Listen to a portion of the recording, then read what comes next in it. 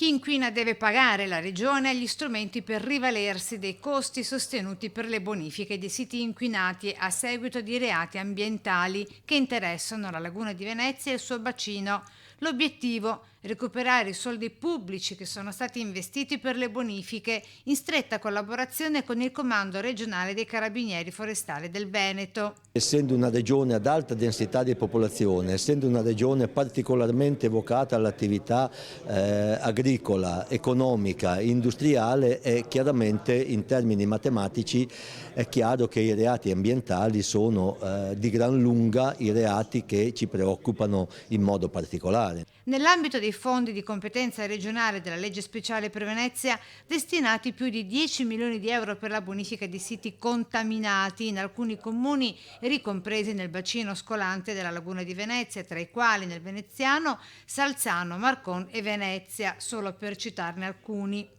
Le ultime attività in particolare che abbiamo svolto sono legate al traffico dei rifiuti ed è un'attività che svolgiamo anche con grande fatica ma con grande determinazione e che ha portato recentemente dei risultati di grande rilievo,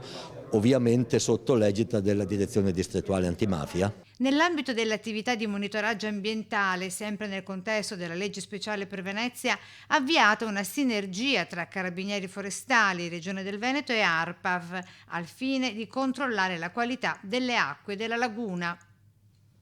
Ha la necessità di essere assolutamente coccolata dal punto di vista della pressione antropica, perché anche questo ovviamente ha un'incidenza non piccola sull'ecosistema e deve essere particolarmente protetta in tutta la sua area e in tutte le sue zone di interesse comunitario che sono particolarmente importanti e particolarmente delicate.